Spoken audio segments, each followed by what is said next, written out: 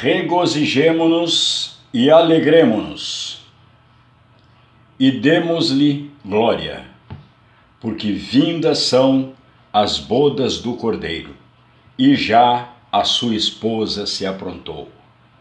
E foi-lhe dado que se vestisse de linho fino, puro e resplandecente, porque o linho fino são as justiças dos santos. Apocalipse, capítulo 17, versículos 7 e 8. A que, irmãos, que esse texto está se referindo? Ele está se referindo à volta do Messias. Que a paz do Senhor Jesus esteja com todos vocês, em nome de Jesus. Então, esse texto, irmãos, se refere à vinda e à volta do nosso Senhor e Salvador Jesus Cristo para buscar a sua igreja, para levar a todos nós, a todos os seus escolhidos, a todos os seus santos, a todos aqueles que um dia, num determinado momento da sua vida, fizeram a sua escolha. Escolheram e aceitaram a Jesus como seu único e suficiente Salvador. Foram tocados pelo Espírito Santo e cederam, entregaram a sua vida ao Senhor Jesus, para que Ele tome conta da nossa vida. Então aí nesse momento, quando nós fizemos essa opção de aceitar pelo nosso livre-arbítrio, optamos por aceitar o convite do Espírito Santo, para nos convertermos dos nossos maus caminhos e nos entregarmos a Jesus, nesse momento nos tornamos filhos de Deus, co-herdeiros de Jesus no reino de Deus. Irmãos, a igreja em todo o mundo aguarda ansiosa por esse dia glorioso das bodas do Cordeiro. Em todos os lugares do globo, em todos os lugares do planeta, fiéis compreendem a importância desse encontro da noiva com seu amado noivo, Jesus. De acordo com a palavra de Deus, esse encontro vai ocorrer, o encontro do noivo em busca da sua noiva. Mas quando isso vai acontecer? O dia e a hora ninguém sabe. Isso falou o próprio Senhor Jesus, que do dia e da hora ninguém sabe, nem os anjos, nem o Filho, senão o próprio Pai. Ele é que sabe do dia e da hora que isto acontecerá. Mas como que nós poderemos ter certeza de que estamos preparados para esse dia? Quem participará das bodas do Cordeiro? Quem ficará de fora? Muitas são as perguntas que povoam a mente dos cristãos, e nem todas podem ser respondidas com exatidão. A única certeza que podemos ter é a de que Ele virá para cumprir a sua promessa de resgatar a sua noiva e levá-la para sempre para os céus.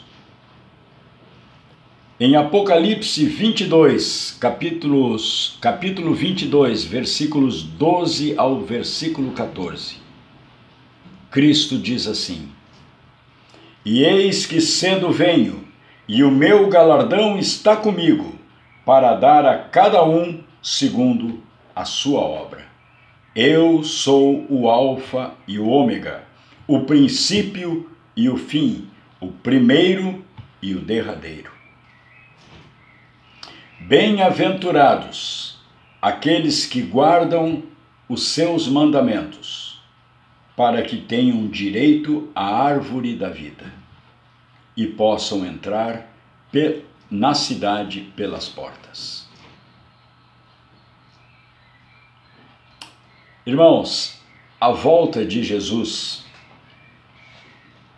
a promessa da sua volta, envolve 3 aspectos importantes. Primeiro, Jesus virá para nos receber para si mesmo. O seu desejo é o de que estejamos para sempre com Ele nos céus.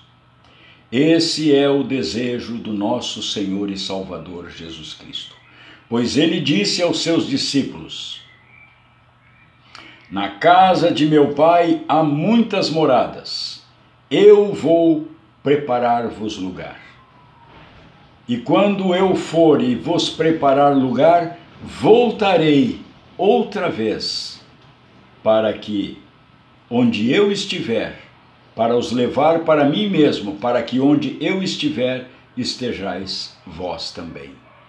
Esta foi a promessa, que Ele virá para nos receber para si mesmo, e assim estaremos para sempre morando com Ele nos céus, no seu reino. Então, irmãos, é importante que a gente esteja preparado para esse grande dia. E esse grande dia está às portas. Tudo está sendo cumprido conforme a palavra de Deus e tudo está apontando para que o dia da volta do Senhor está muito próximo. Basta a gente ver o que está acontecendo no mundo, irmãos. Tudo está caminhando rapidamente para o cumprimento de toda a profecia. O segundo aspecto importante da promessa da sua volta. Ele virá para nos recompensar. Apocalipse 22:12 diz assim: e o meu galardão está comigo. Porém, a continuação do versículo mostra que há uma condição para o recebimento desse galardão. Pois ele dará a cada um segundo a sua obra.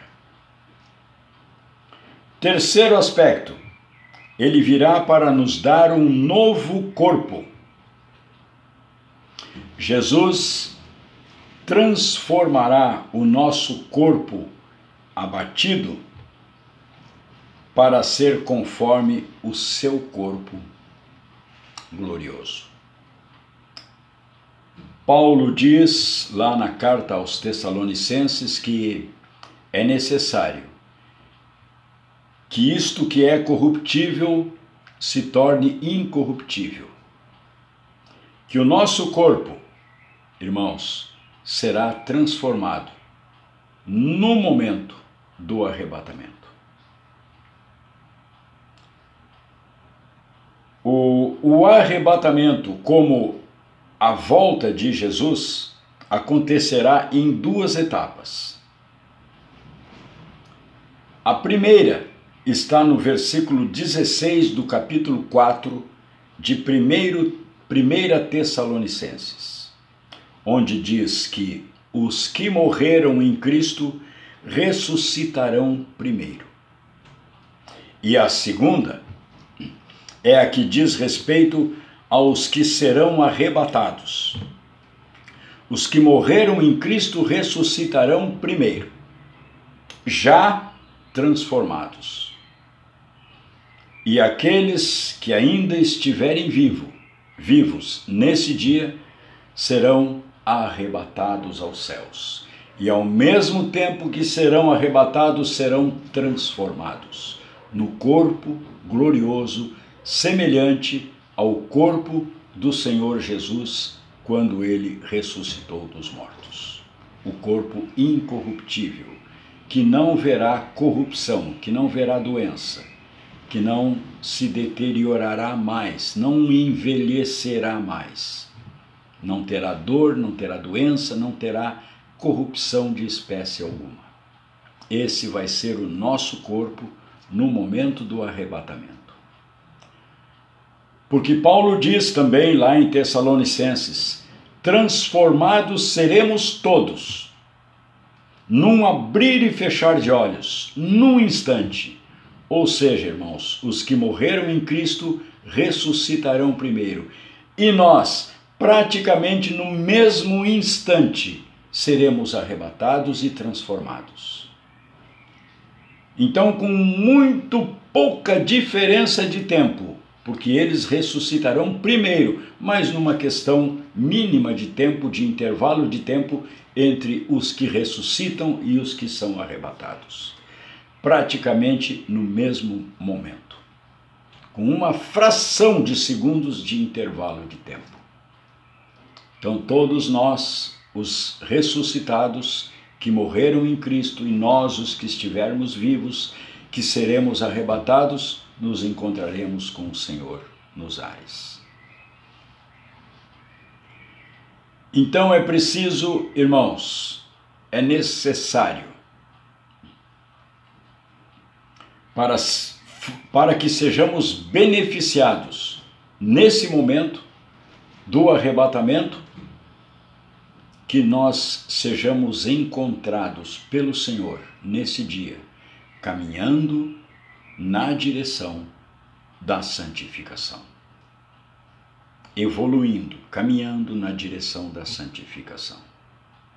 Então é necessário, preciso orar, vigiar e orar. Vigiar significa o quê? Prestar atenção, vigiar, ver tudo o que está se cumprindo, analisar e apreciar tudo o que está indicando, os sinais proféticos que estão indicando que a proximidade desse dia está muito perto. Vigiar e orar sempre, sem vacilar, sem desistir. Porque não sabemos o dia, não sabemos a hora. O dia e a hora, só o Pai, só Deus Pai é que sabe qual é o dia e qual é a hora. Eu não sei. Muitos até se arriscam a estabelecer datas para esse dia, baseado nos cálculos feitos lá pelas profecias de Daniel, calculam o dia que vai acontecer. Mas ninguém sabe, ninguém pode saber. Só Deus é que sabe. Os anjos não sabem, o Filho, Jesus, também não sabe. Só quem sabe é Deus Pai. É Ele que sabe o dia e o momento. E sabemos, nós sabemos, porque está escrito, isso nos foi revelado, que será num piscar de olhos, será num instante, de repente, quando soar a trombeta, num instante, seremos transformados e transportados, raptados, arrebatados aqui deste mundo para sermos levados ao céu. Será num piscar de olhos. Você pode ler isso lá em Mateus capítulo 24, versículo 17. E como não sabemos o dia, também no livro de Mateus, no Evangelho de Mateus capítulo 24, versículo 36 ao 42. E depois que acontecer, irmãos, o arrebatamento, o mundo sofrerá as consequências, porque muitas pessoas vão desaparecer, milhões, bilhões de pessoas vão desaparecer de repente. E aqueles que ficarem custarão ou até nunca entenderão o que foi aquilo que aconteceu, como que essa quantidade de pessoas sumiu de repente sem deixar vestígios. e a segunda volta de Jesus. Se o arrebatamento vai ser em duas etapas, primeiro os mortos em Cristo e depois os que estiverem vivos, a segunda vinda de Jesus abrange duas fases diferentes. A primeira fase, ele virá para buscar a sua igreja. A primeira fase da volta de Jesus será exclusivamente para os salvos. Ele virá de forma invisível ao restante dos homens. O mundo não verá isso. Só os salvos é que vão ver o Senhor Jesus nesse dia. Eles serão chamados, nós seremos chamados pelo toque das trombetas. E veremos, então, e subiremos ao seu encontro nos ares. Podemos ler a respeito disso lá em 1 Tessalonicenses, capítulo 4, versículo 17. Segunda fase da vinda de Jesus será com a sua igreja. Ele virá com a sua igreja. Nessa fase, todo olho o verá. Assim como o relâmpago sai do Oriente e vai até o Ocidente, assim será a vinda do Filho do Homem. Todo o olho o verá. Agora sim, será visível para todo o mundo. Até mesmo aqueles que o transpassaram, aqueles da época da crucificação, aqueles que mataram Jesus, também verão.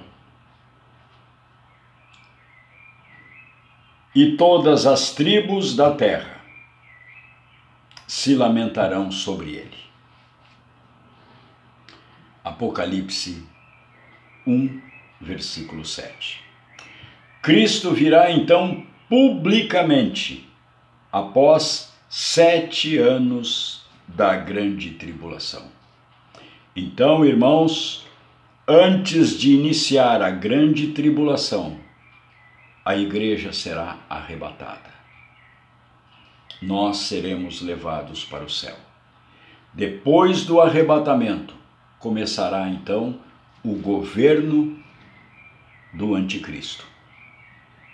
A grande tribulação. Haverá tão grande tribulação como nunca houve nem jamais haverá. Aí vai ser o início do governo do anticristo. E esse anticristo, irmãos, já está quase sendo revelado ao mundo. Tudo já está sendo preparado para que ele seja anunciado e assuma o poder do governo da nova ordem mundial que vai governar o mundo inteiro. Já foi feita a encíclica Tutti Fratelli, todos irmãos, então já está dado o primeiro passo para a criação da religião única, a única religião para todo o mundo. As outras religiões serão banidas, todos se unirão em uma única religião, cujo Deus será o anticristo. Tudo já está pronto. A encíclica Tutti Fratelli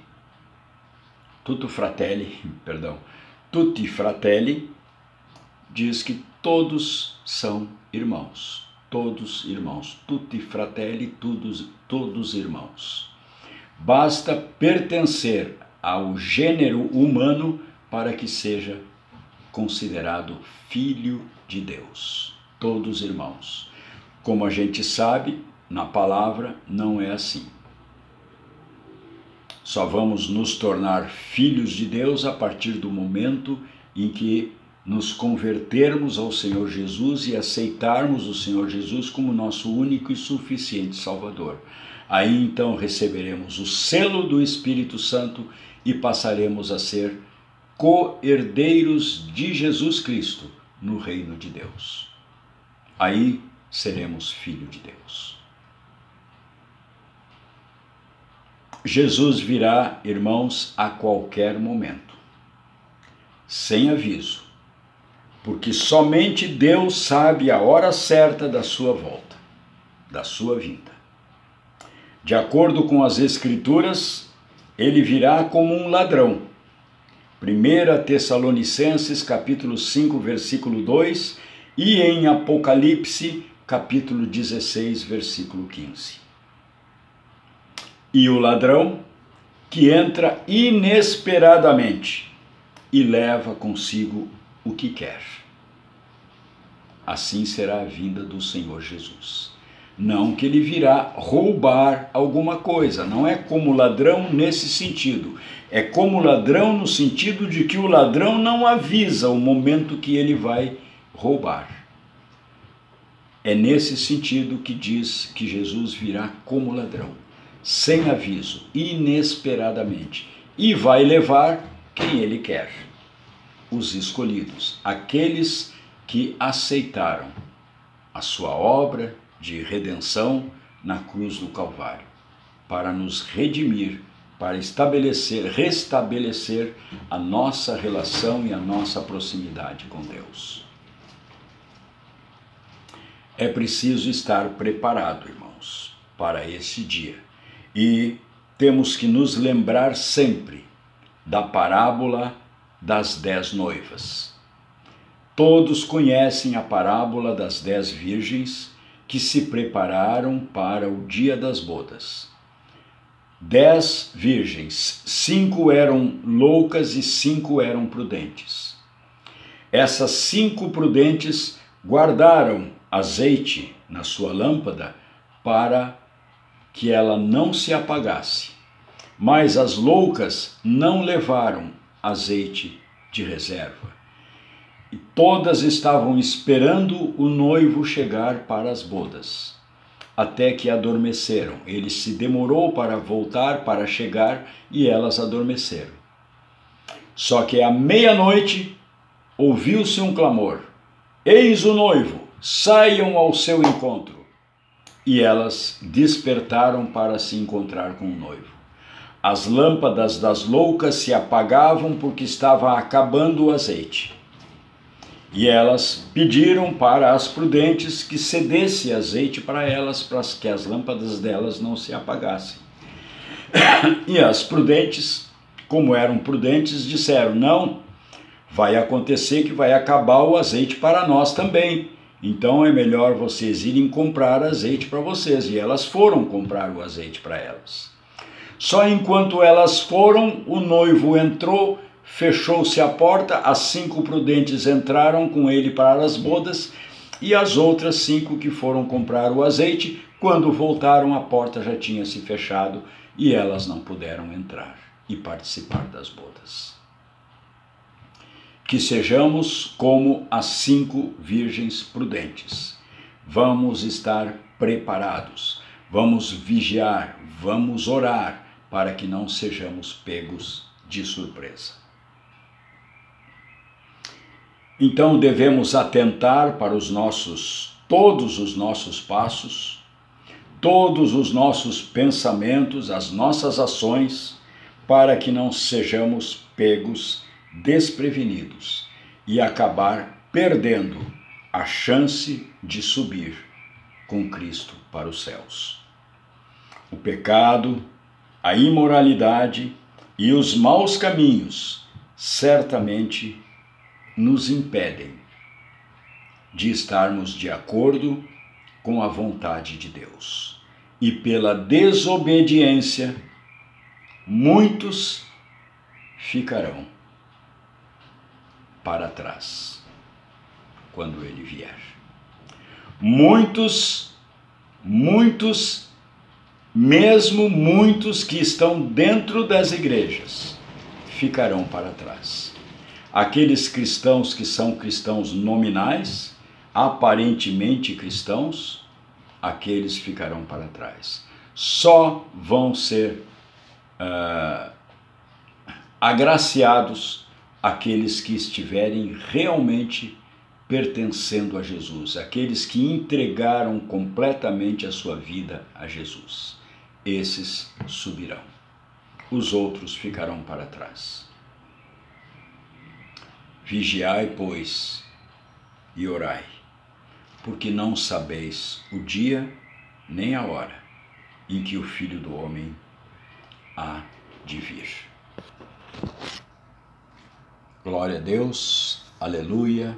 Deus abençoe a todos, irmãos, e meditem sobre essa palavra. Em nome de Jesus, fiquem na paz.